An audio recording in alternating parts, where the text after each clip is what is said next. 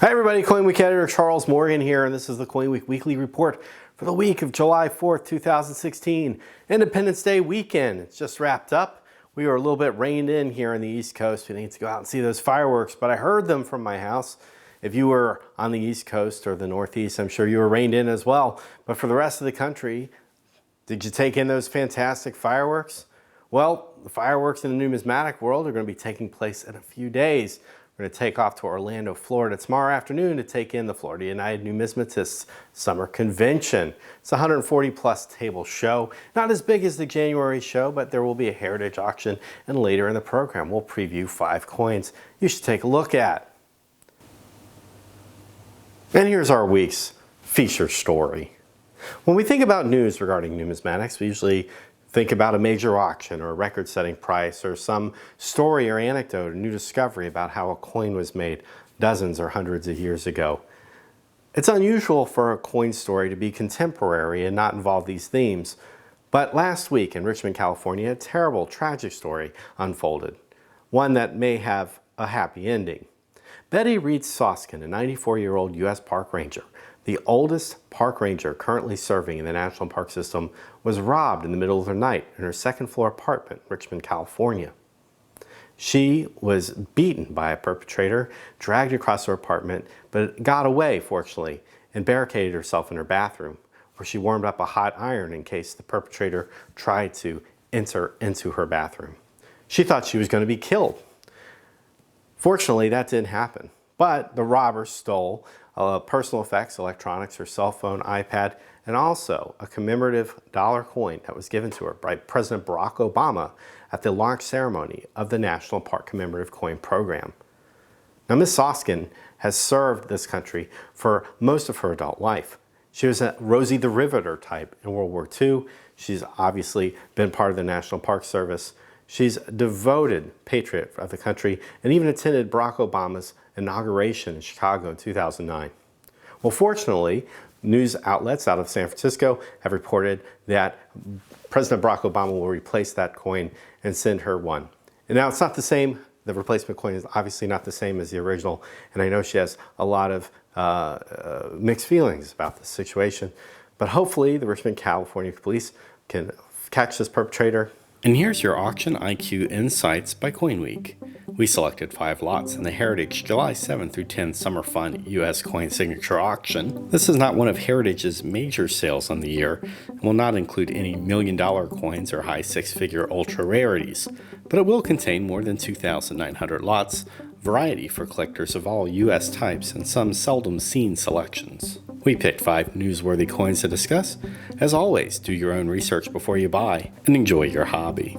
First up, and Heritage has been promoting this coin through trade channels, is the 1884 $20 gold proof. Your red book will not list this coin. Its mintage of 71 has yielded no more than about 20 survivors. A proof 64 cam sold for $164,000 in 2014. This exact coin also brought $164,000 in 2015. It was then in an NGC holder at the same grade. This is about 25% off the coin's peak price. The reserve has been set at $146,875. Next, a nicely toned 1846 seated Liberty dollar. This is the U.S. Silver Dollar series that preceded the Morgan dollar. Series specialists don't need to do a double take.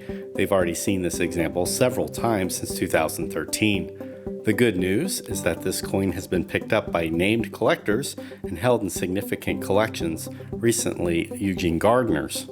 Formerly in an NGC Proof 66 holder, this PCGS Proof 65 is CAC approved, Pop 1 finer, reserve has been set at $94,000.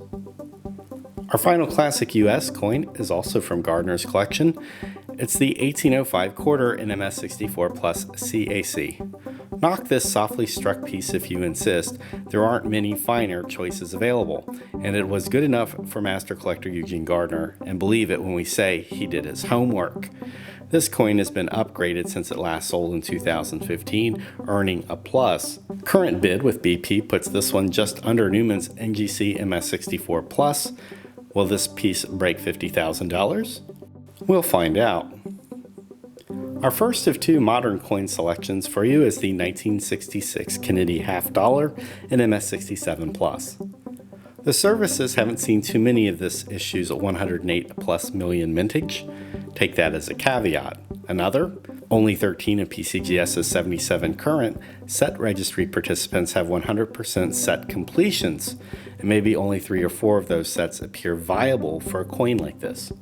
Current bid is $7,050 with buyer's premium. That number will have to come up to about $10,000 to hit the numbers that Heritage realized in March and last August. We like this coin better than those, so did PCGS. And wrapping things up, a 1989 American Silver Eagle and PCGS MS70. NGC's standards aren't necessarily more relaxed than PCGS when it comes to Eagles. It's just that the Big P has chosen to sit out the 70 game for a number of these early Eagle issues. This is slowly changing. Our Silver Eagle analysis over the past few years shows that these ultra-low pop coins take on serious water when the pops increase. And this coin has seen 5 examples made since 2015 and none before. Somebody's already committed $7,000 to the coin, way off the $22,000 that was realized by Great Collections a year ago. NGC examples trade at $1,700. Well, that about does it for this week's weekly report. Like I said, we're going to be in Orlando starting tomorrow. We have video interviews lined up with Bernard von Nothaus about the Trump dollar that he's currently marketing. I'm going to talk to Lance Chor about a large cache of NGC certified ancient coins, including a gold coin that is not listed in any reference guide. We're going to talk to dealers about the price of silver and gold as it's been going up after the Brexit. We're going to be doing cool coins and cool currency segments for you. CoinWeek IQ. On Saturday, I plan to talk to the EAC and get a video of the proper preservation methods of early copper. You definitely want to check out these video segments. Until next time, I'm CoinWeek editor Charles Morgan signing off. Happy collecting.